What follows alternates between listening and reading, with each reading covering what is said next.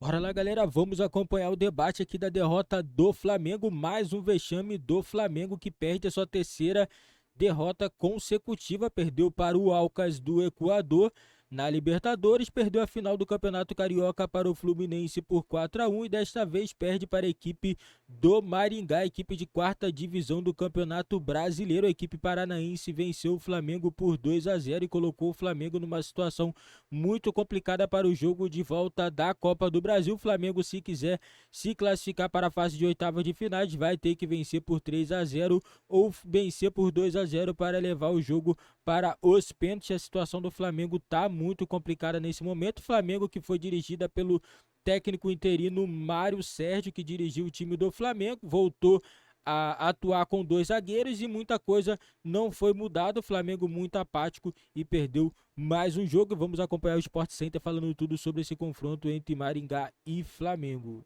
Execução mesmo, porque eu não vejo jogadores do Flamengo como jogadores omissos. Eu acho que coletivamente o time é um time completamente disperso. Eu acho que o Flamengo é um time que vive uma crise profunda, por incrível que pareça. O Flamengo tem os jogadores mais decisivos, com maior potencial da América do Sul. E o Flamengo não consegue enfrentar equipes tecnicamente muito limitadas.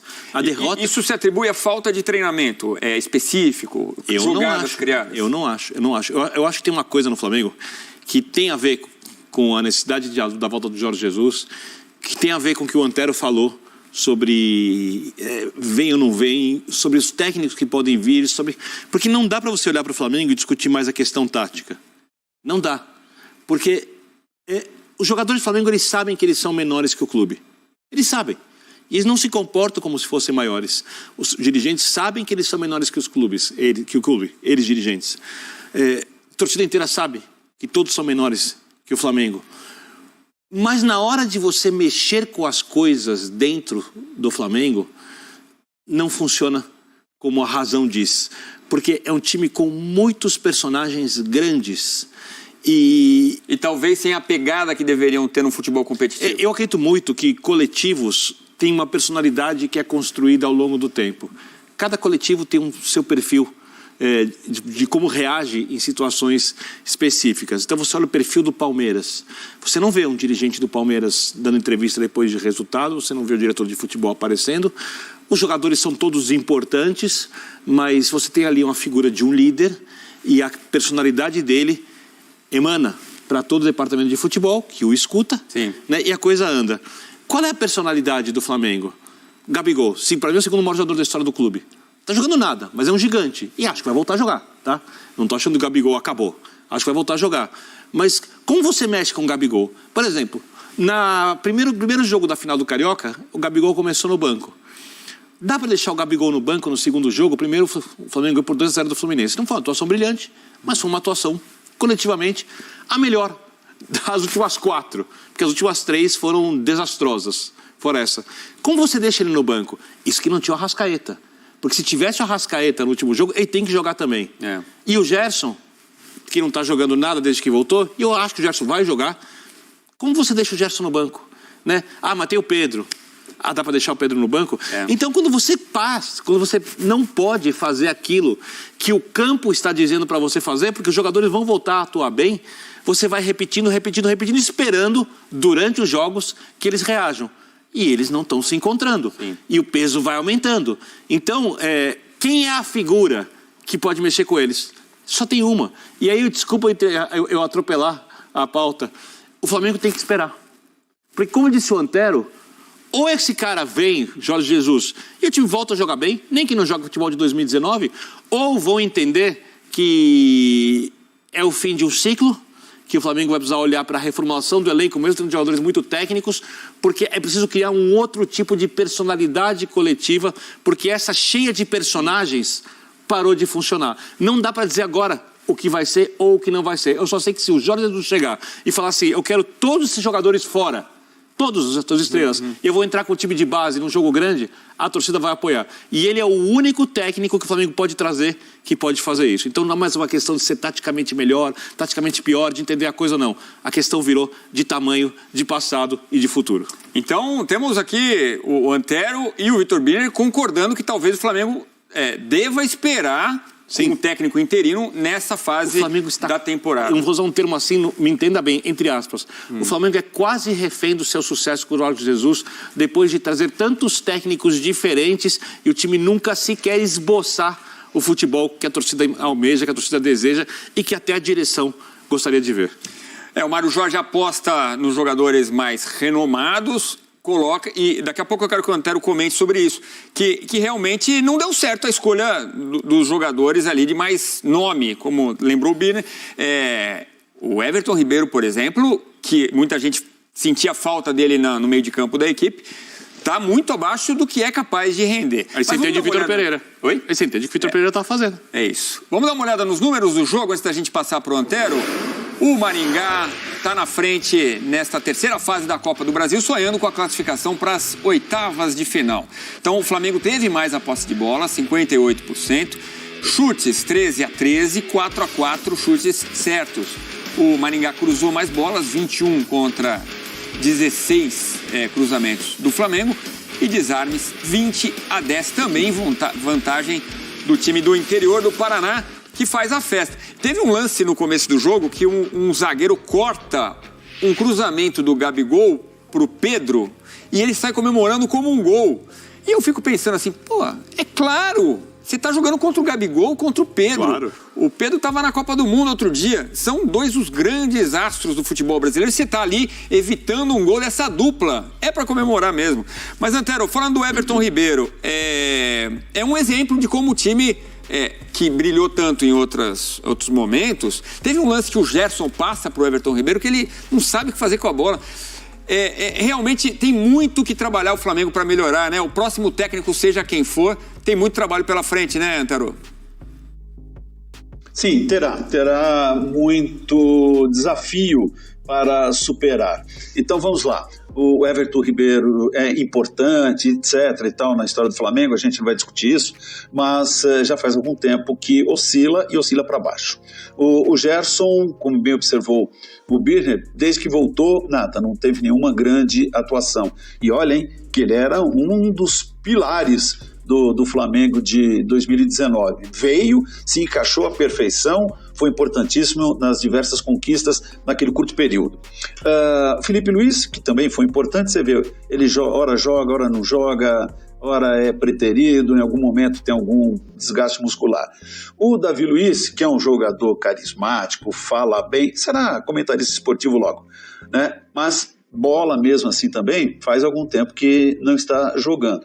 Então estamos citando aí alguns jogadores importantes, não necessariamente veteranos, mas jogadores importantes. O Gerson, por exemplo, não é velho, entre aspas. O Gabigol, Birner, hoje, mesmo não tendo jogado bem, ainda foi um jogador que acho que finalizou mais.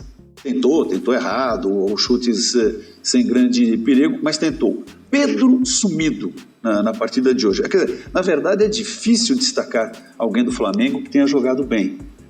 Agora, vice-versa, ao contrário, como jogou o Maringá? Seus jogadores se aplicaram, né? Você falou de jogador sair vibrando, cada dividida durante todo o segundo tempo. Aliás, o segundo tempo muito bom do Maringá. Era, sabe, realmente, vou usar uma expressão que você nunca ouviu, como se fosse final de Copa do Mundo. Foi isso que representou o jogo para o Maringá. Então, o Flamengo não está bem, mas também topou com o adversário super empolgado, animado, atrevido, ousado e acreditando até na possibilidade de superar esse Flamengo em fase ruim. Bom, então tem quantos jogos? A gente fez a conta aí, 13, 14, né? Se vier o Jorge Jesus, sabe por que eu falo se? Eu tenho um pé e meio atrás com relação a ele. Eu já falei isso aqui algumas vezes, vou repetir.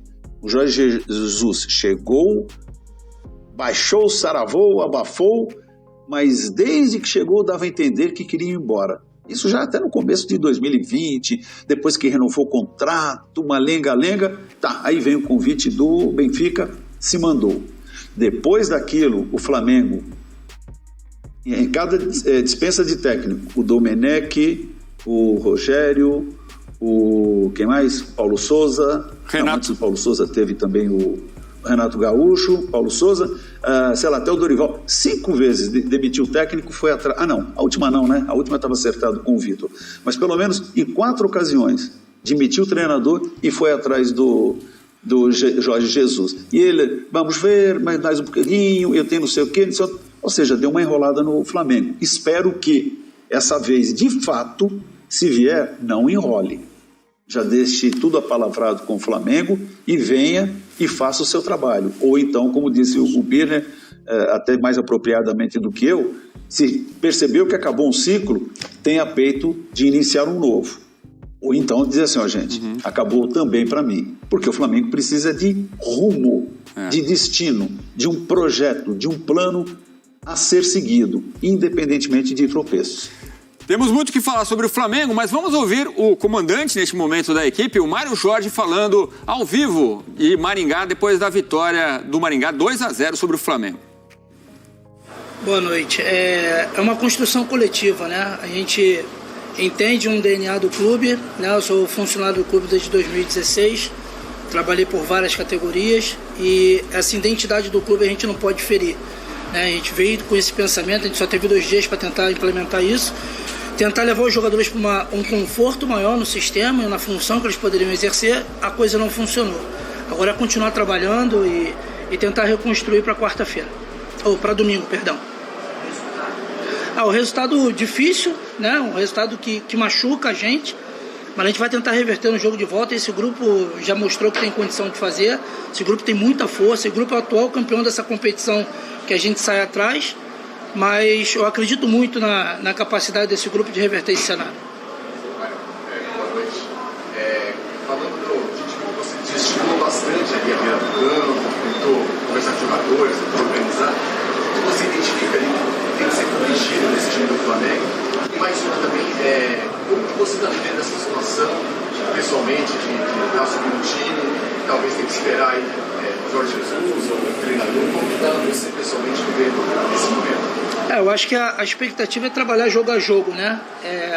A chegada do novo treinador é cargo da direção, a gente não tem como opinar sobre isso, mas a expectativa é tentar entregar o nosso máximo. A gente é funcionário do clube, a gente tem que estar apto a entregar o nosso dia a dia para os jogadores, ali em condição de treinamento, condição de trabalho, e fazer com que eles voltem a evoluir, voltem a buscar os resultados positivos.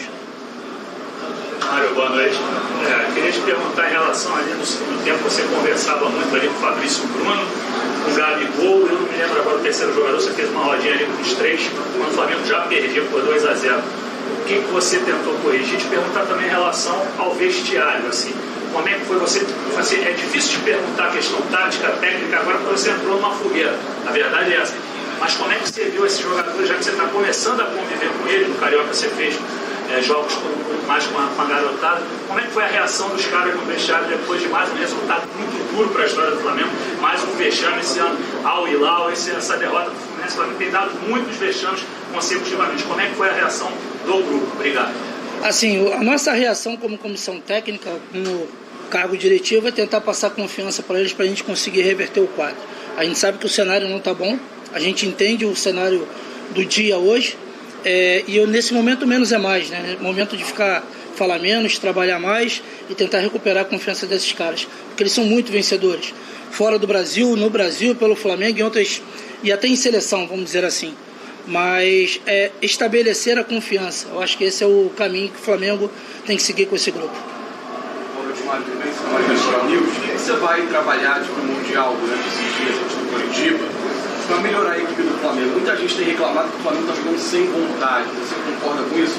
Se me permite, a diretoria deu algum parecer para você de quanto tempo vai continuar no comando interino do Flamengo? Então, a gente teve uma reunião pautada nisso. É um assunto interno, é uma coisa que a gente não tem julgamento aqui para explanar, né? Eu acho que é uma coisa que a gente tem que resolver internamente. E com relação aos jogadores, eles estão tentando fazer o máximo deles. Eles treinaram no 48 horas, que é uma coisa que é pouco pouco usável, né, vamos dizer assim, de rotina para os jogadores. Geralmente 48 horas é o período mais crítico para eles na questão física, mas eles treinaram, se dedicaram. E a gente tentou, cara, de verdade. Esses jogadores tentaram demais e a gente vai continuar acreditando que é possível reverter, que eles vão conseguir, cara. A gente continua acreditando e eu acredito muito neles. É, galera, é isso aí. O Mário Jorge entrou numa fogueira danada. O cara não tem culpa desse resultado do Flamengo. Ele fez uma coisa que eu gostei muito. Ele voltou à posição dos caras. Agora o que acontece? Ele fez o Dorival, quem não lembra lá atrás, Dorival fez isso também no Flamengo. Chegou, botou cada um, você quer jogar? Então você vai voltar a jogar. Botou, viu que não tem condições. No próximo jogo vai ter que dar oportunidade a quem tem condições de jogo. Gerson, tá mal. Pô, tem algum jogador que possa entrar ali? Não tem? Vai continuar. Vai continuar a vergonha. Mas se tiver, coloca. Tem que ser assim. Ele fez o certo. Botou de novo a formação com 2 zagueiros, coisa que desagradava a todos no Flamengo. Vê que todo mundo não estava agradado com isso. Mas você vê que os jogadores do Flamengo realmente estão muito abaixo. Não é só culpa. Não era só culpa do Vitor Pereira, nitidamente, né? O Vitor Pereira, claro, estava armando o time mal, mas você vê que os jogadores do Flamengo estão muito mal fisicamente e o Flamengo precisa tomar a postura o mais rápido possível. Se tem alguém do futebol do Flamengo profissional, tem que chegar e cobrar esses jogadores e mostrar para eles que o Flamengo é maior do que qualquer jogador. Você pode ter ganho 50 títulos, mas o Flamengo sempre vai ser maior do que qualquer jogador no elenco, galera. E deixa nos comentários a opinião de vocês aí sobre essa derrota do Flamengo na Copa do Brasil. Não esquece também, galera, dá aquela moral no nosso canal, deixa seu like, se inscreve e ative também o sininho das notificações para você não perder nenhum vídeo aqui do nosso canal.